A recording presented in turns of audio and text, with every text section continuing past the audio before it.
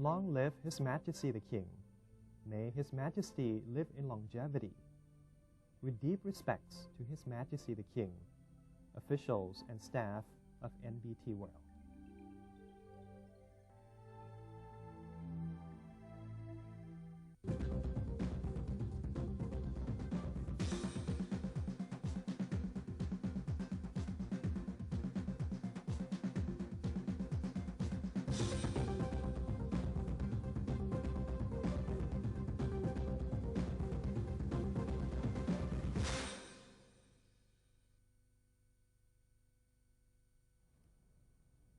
Thank you for joining us right here on Newsline. We're broadcasting live on NBT, Radio Thailand FM 88, and also on NBT World.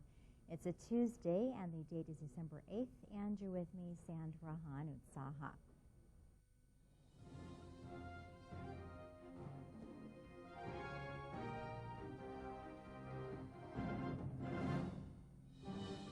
Welcome to today's segment of Thailand Moves Forward. In our first story, the government this week held a grand reception in honor of His Majesty the King's 88th birthday anniversary. Her Royal Highness Princess Mahachakri Sirinthorn graciously chaired the grand reception, which took place on Monday at Government House. Her Royal Highness was accompanied to the event by Her Royal Highness Princess Somsawali.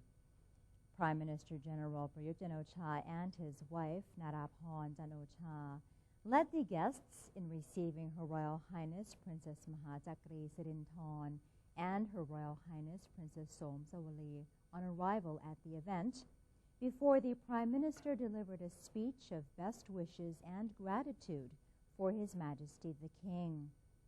Guests at this year's grand reception included members of the royal family, Privy Councillors, the President of the National Legislative Assembly, the President of the Supreme Court, the President of the Constitutional Court, members of the Cabinet, members of the NLA and the National Reform Steering Assembly, as well as senior government officials, police and military officers, and foreign diplomats. Government officials, military personnel, law enforcement officers, and the general public have participated in a rehearsal of the funeral procession for Thailand's Supreme Patriarch, Somdet Phayana Sangwon. The ceremony will take place on December 16th, where a procession will escort the royal chariot carrying the urn of the Supreme Patriarch from Wat Bawani Wed Vihan, Rachawara Vihan, to Wat Thep Sirin. The procession will travel along Prasumain Road, turning onto Kurung Kasem Road, and then onto Luang Road, entering the south gate of Wat Thep Sirin. The procession covers a total distance of 3.38 kilometers, with an estimated duration of 2 hours. After arriving at the site, a second procession will take place in which the royal chariot will be escorted around the cremation area 3 times. On the day of the ceremony, His Royal Highness Crown Prince Maha Wachilalongkorn, acting on behalf of His Majesty the King, will light the funeral pyre at 4:30 p.m. Bike for Dad campaign organizers and related authorities have rehearsed event procedures to ensure a minimum inconvenience to the public. Bangkok officials, soldiers, and police attended a meeting over cyclist safety at the 1st Army area. They have also inspected and carried out a safety drill along the 29-kilometer distance. According to Deputy Metropolitan Police Chief, Police Major General Adun Narongsak, traffic police and soldiers will be deployed to 32 spots along the biking route to accommodate daily commuters. Alleyways and streets within a 500-meter radius of the cycling path will be secured by more than 1,000 personnel consisting of border police, police cadets, and civil servants. Roads passing 5 major Bangkok landmarks, including Ratchaprasong intersection, the Royal Navy, Chinatown, Dusit Palace, and Wong Win Yai are also expected to be cleaned ahead of the cycling event. The final inspection will be conducted on the eve of the campaign until the morning of December 11th. Thailand is gearing up for the Bike for Dad event, inviting government officials and the general public to participate in the national cycling campaign set to take place on December 11th. Pattani province will hold its Bike for Dad event in Mayo district with over 500 registered participants taking part in the rehearsal along the 30-kilometer route. Phuket province recently held its cycling rehearsal at its 29-kilometer route in Wang Saipun district. Over 300 cyclists from bicycle clubs in the province took part in the drill while wearing yellow to mark the auspicious occasion. Yala province debuted a sign reading Yala loves the king at the Sanam Changphuak Park while holding its own major rehearsal before the event. Water trucks from the Ang Thong Provincial Administrative Organization are preparing to hand out 20,000 water bottles to cyclists during the province's Bike for Dad event, with more than 4,200 people registered for the cycling campaign. Train commuters are urged to board trains at either Bang Se or Makasan stations instead of Hua Lamphong on December 11th to allow for the cycling event Bike for Dad. Mr. Thanongsak Pongprasert of the State Railway of Thailand, or SRT, said trains bound for the Central Train Station, or Hua Lamphong, this Friday will pick up passengers at Bang Se and Makasan stations from noon until 8 p.m. Train tracks in the vicinity of Hua Lamphong Station will be covered with metal sheets to prevent cycling accidents. Meanwhile, the Bank of Thailand, or BOT, will suspend its counter service on Friday to allow the event to take place. However, telephone and online services at the BOT will remain open for customers. The State Railway of Thailand, or SRT, will add extra trains during the New Year long holiday to prevent passengers from being stranded. Tickets of normal trains on all routes have been sold out. The SRT reported that now there was no ticket left for all types of trains on all routes from December 30th to January 4th. The SRT will therefore provide 16 more trains on the northern and northeastern routes to boost capacity by 14,000 passengers and 2 more trains per day on the southern route. Passengers can buy train tickets from 5:30 a.m. on their departure day. The SRT will also increase security at train stations to facilitate passengers and prevent any incidents of violence. The Department of Land Transport aims to decrease the number of accidents during the New Year holiday while ordering all transport operators to abide by the law. The Department of Land Transport has set a goal to minimize the number of public transport road accidents to as little as possible. Drivers are set to abide by the rules and regulations under a campaign titled Happy Health, Happy Heart, Drive Safe, Welcome 2016. All related units in the central and regional levels have been ordered to work with the Ministry of Transport and other related agencies to ensure safety for the public during the 7 dangerous days nationwide.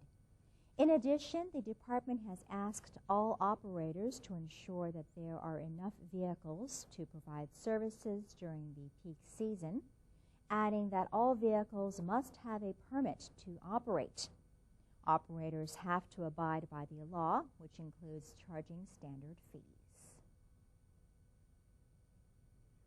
And that's it for today's edition of Thailand Moves Forward. It's time for a quick break now, but first we'll have a look at the exchange rates and commodity prices. Stay tuned for more.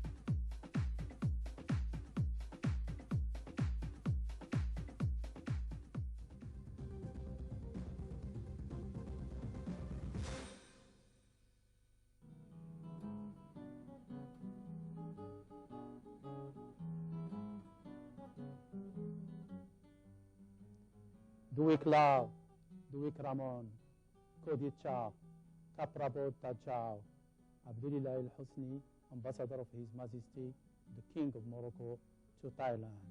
Kopraong, Son Pracharon, Yen Yonnan.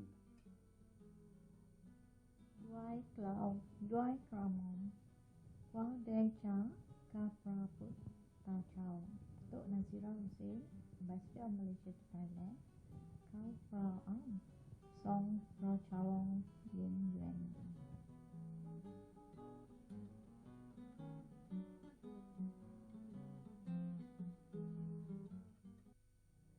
To maintain a strong nation, Thailand is promoting 12 core values for the good of the people.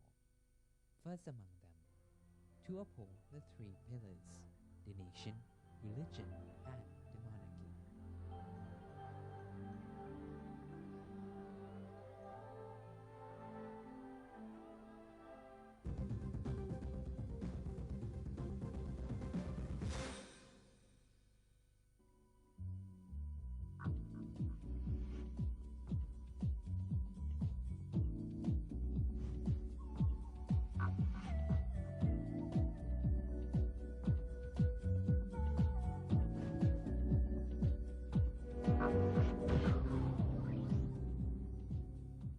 Welcome back. You're watching Newsline. Thailand and Cambodia are looking to further their economic cooperation along the border, with a new border crossing in Sakgao province being deliberated. During the fifth meeting of the Thai-Cambodian Joint Trade Commission last week, the two countries reportedly discussed various issues concerning border trade and investment. They initially agreed to set up a new permanent border crossing at Ban Nong Ian village in Aranyapratet district of Sakgao, opposite Ban Thia Mien Jai province of Cambodia, while Thailand said it would consider allocating a budget for the construction of a border crossing bridge in the area. Moreover, Thailand invited Cambodia to be part of its Textile Road project, which is aimed at promoting traditional Thai textile weaving, strengthening community economies, and stimulating tourism in such provinces as Surin and Buriram. Cambodia expressed interest in the project, while more talks on the matter will be held in the future.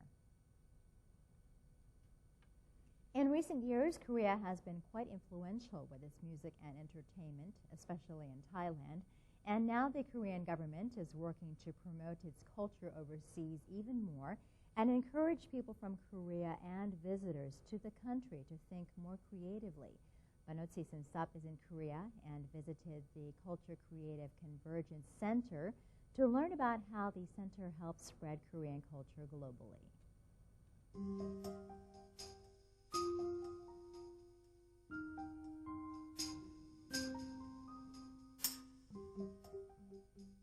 The Korea's Culture Creative Convergence Center opened earlier in the year in order to build on the country's creative economy. The place was built as a joint effort by the Ministry of Culture, Sports and Tourism and CJ E&M and Entertainment Company. The center is located in Sangnam-dong area in Western Seoul, and the facility is open to all. There is a media library containing a collection of culturally significant books and digital information. There are working spaces, a creative lounge, along with state-of-the-art facilities such as an editing room, recording room, a motion studio where animations is made, and also a screening room. If the content made in the center is deemed very interesting, the center will actually promote it. So far, the facility has welcomed more than 25,000 visitors since opening, and 30% of the visitors are foreigners.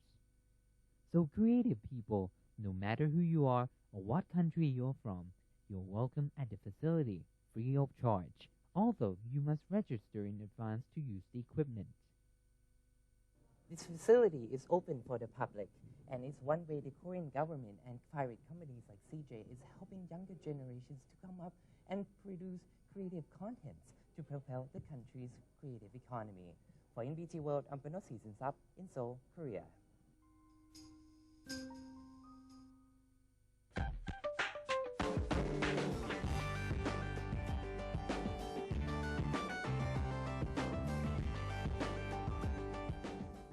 On to our global stories. The torrential rainstorm that hit Chennai, capital city of the southern Indian state of Tamil Nadu, on December 2nd has caused 280 deaths and seriously affected the lives of local residents.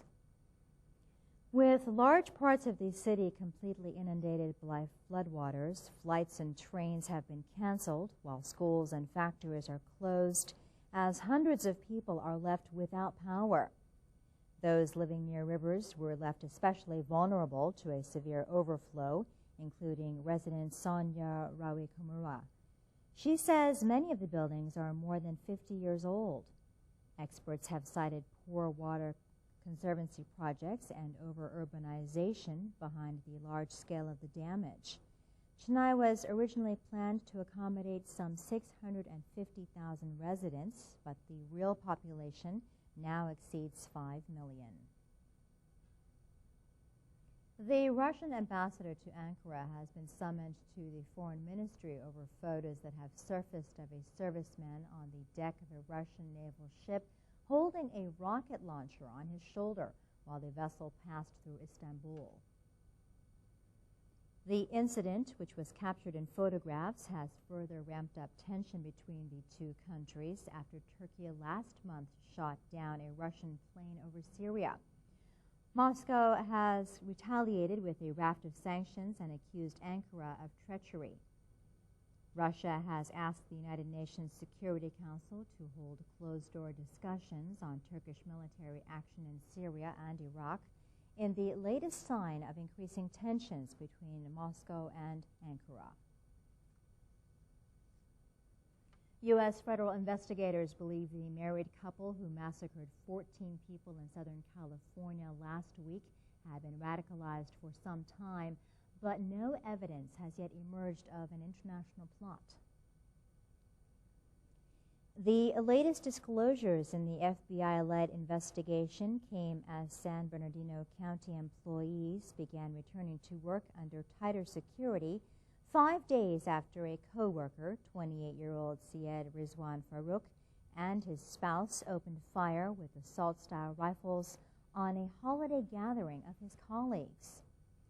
In addition to 5 firearms recovered by investigators, law enforcement officers also have seized the thousands of rounds of ammunition along with explosives and other materials for making numerous pipe bombs. David Bowditch, assistant director of the FBI's Los Angeles office, said the couple had both taken part in target practice. Agents believe the couple had been planning more violence because of their cache of ammunition and pipe bombs. International experts looking into the case of 43 missing Mexico students rejected claims in the official investigation that the bodies were burned in a rubbish dump and said satellite images showed there was no fire on the night they went missing. Attempting to clear up the case, then Attorney General Jesus Murillo said in November last year the students were abducted by corrupt local police, handed over to a drug gang, and incinerated in a rubbish dump before their ashes were thrown into a river. But the experts questioned the role of a fire. Investigators from the Inter-American Human Rights Commission, or CIDH, told a news conference satellite imagery showed no signs of a fire in the area of Cocula on the night of September 26th of 2014, calling into question an element of the investigation. The disappearance of the 43 students has created a political storm for President Enrique Peña Nieto over his government's shortcomings in the fight against corruption and impunity. And a total of 185 same-sex couples were married in a mass LGBT wedding in Rio de Janeiro, in one of the largest of its kind ever recorded. Gay, lesbian, and transvestite couples completely filled the Tijuca Tennis Club in an initiative coordinated by an organ of the State Secretary of Social Assistance and Human Rights and the program Rio Without Homophobia. A Supreme Court ruling in May 2011 authorized gay couples in Brazil to be legally married. However, with no federal legislation guaranteeing the union, many registry offices simply refused to comply.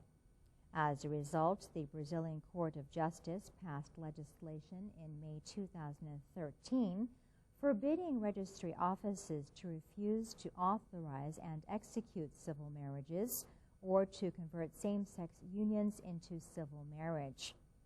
The event is in its 6th edition, and the numbers grow each time.